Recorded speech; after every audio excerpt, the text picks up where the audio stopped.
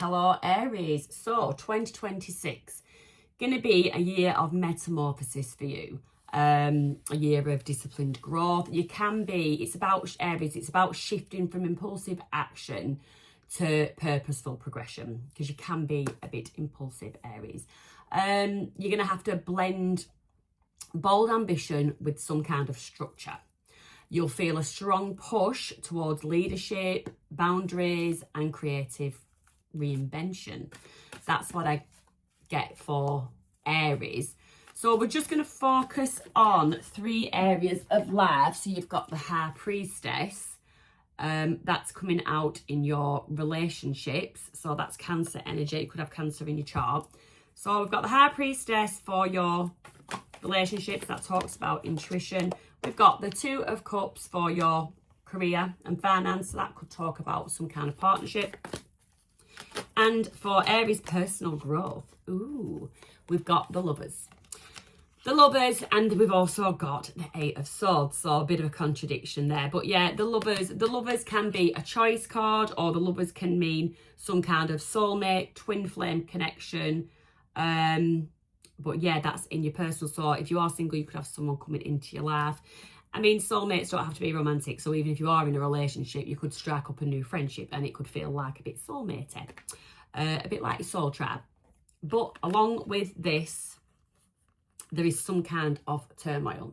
Or there has been some kind of turmoil. So I will clarify that. So for the High Priestess, for relationships, for Cancer. For relationships for Cancer, you've got the Hierophant. A lot of learning. And the Tower. Wow. Okay.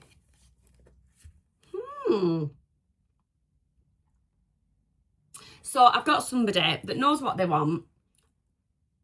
They definitely know what they want. It's something that could upset other people. It might not be the norm. I get something. Venus is in Mars in Aquarius between January the 23rd and February the 5th. That can bring some kind of unconventional romance and like an exciting opportunity. So it's like this Tower. I don't get this Tower as being negative. With the Hierophant, the Tower comes after some kind of lessons have been learned. And there's also an element of intuition.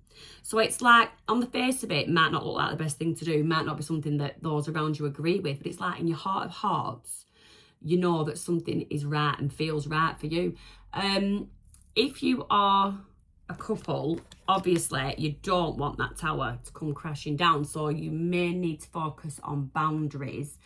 And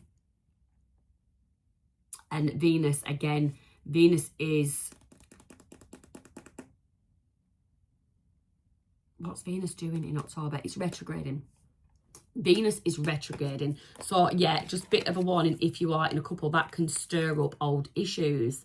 But you've learned lessons from them. You've learned lessons and you've learned how to manage. You've learned how to respond rather than react. Little impulsive Aries. So yeah, it's sort of like putting your money where your mouth is. What have you learned? What have you learned in this last season? Bit deep, passes. Aries, bit deep, Aries. So moving on to 8 of Wands, communication. So you've got partnership, you've got communication. This is all in the career sector. Financial growth. 5 of Swords. So in terms of your career, avoid impulsive spending. There's something about you needing to stop being impulsive, especially mid-year when Jupiter boosts your confidence. So you might feel a bit like Mr. or Mrs. Moneybags, but you know, you're all right. But like, I might not be talking to a millionaire, so be careful. What do we have? So the 8 of Wands there. So you've got Neptune adding creativity, vision. So that could be, and you're communicating that. You're going to feel after, this could be also the 5 of Swords, that you haven't had the confidence to be sharing your ideas and sharing your thoughts. But it is a good time. It is a good time around the 30th of June when that confidence, when that confidence is boosted. So yeah, what else do we have? I don't get anything about leadership, although astrologically there is something about leadership in there, but this card isn't telling me. So could be a goal in the end, but I just don't see it immediately. I don't see it right now. But you do need to balance ambition. You need to balance ambition to avoid burnout, okay?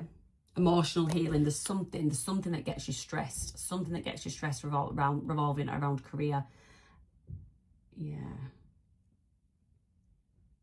So yeah, you need to, the emotional healing is key, especially with Chiron in Aries until mid-June. So yeah, just be careful of that. So new partnerships on the horizon. Communicate well, don't be impulsive, be responsive, and don't get too, not engrossed in it, because it is a good thing to get engrossed in something, but just don't drown in it. Don't drown in it. Tell me about this personal growth. So you could have a choice, or you could have a new connection come in. What do we have? What do we have, please? What do we have for emotional growth? What do we have? Now, you're ruled by Mars, and Mars is, there's going to be an energy fluctuation, because I feel like my head's, there's going to be an energy fluctuation early in the year, so you might feel a decrease in your stamina.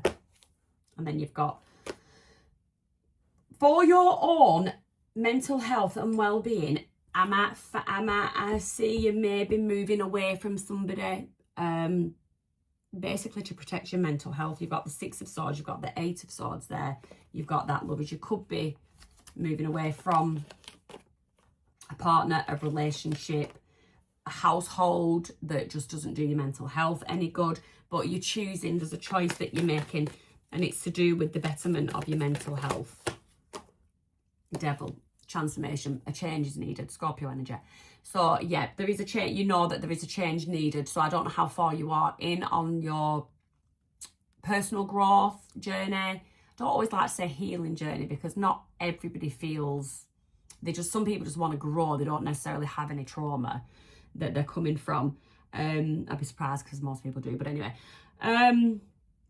Yeah, there's definitely transformation. You're wanting to transform, and you're wanting to move away from situations, people, things that just no longer serve you anymore. So this is a big year for Aries. It is a big year for Aries. Let's see if Moonology is clarifying any of this. While I'm at it, while I just have a shuffle. So key dates for Aries. You've got January the 26th, Neptune enters Aries, and that's when you should be setting spiritual or creative intentions. Surrender to the divine. Someone else got this. So there's a hell of a lot. Ooh, I shouldn't say that. There is a great deal of having faith. I mean, I'm only 4 readings in, but I've had a couple where there's a need to have a strong faith in a situation. So that aside, then you've got February the 13th, Saturn enters Aries. So that's time to set your boundaries and define long-term goals. I had something else about boundaries with relationships. So, but also boundaries can need to be set, and that could be where the Eight of Wands comes in, communication. Sometimes you need to set boundaries in the workplace as well. 17th of April, you've got the Aries new moon. So that's ideal for launches and fresh starts. June the 30th, Jupiter enters Leo, romance, creativity. It's a time for fun. It's a time when you're going to let your hair down. And then the 26th of September is another Aries full moon. And, sorry, it's the Aries full moon. And that's where you get emotional clarity and release. So this could actually drag out to September.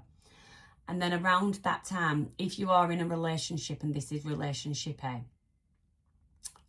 I did say there was going to be Venus retrograding in October. So the timelines could just overlap a little bit there. But yeah, that's that. Give us a divine feminine for the year for Aries. Divine feminine for the year for Aries. Divine feminine message, please. You've got balance. I did say balance. Something about work hard but rest as equal. There's something about avoiding burnout for Aries. And again, remain balanced in any situations that arise. Don't react, respond. Don't be impulsive. Faithfulness. I commit to my mind, heart and will. I'm devoted to the needs of my soul. I trust in myself, in God and the universe. I think there's a lot of people going to be honing in on their faiths and beliefs this year. If you enjoyed this video, I would really appreciate if you give me a like and a subscribe. It costs you nothing. You want to claim the message, claim it in the comments. If you just like to listen to me waffle on, you can even put that in the comments. Put something in the comments, something positive. I'll be back with the full monthly January readings at the end of this month. And apart from that, have a wonderful Christmas and an amazing New Year.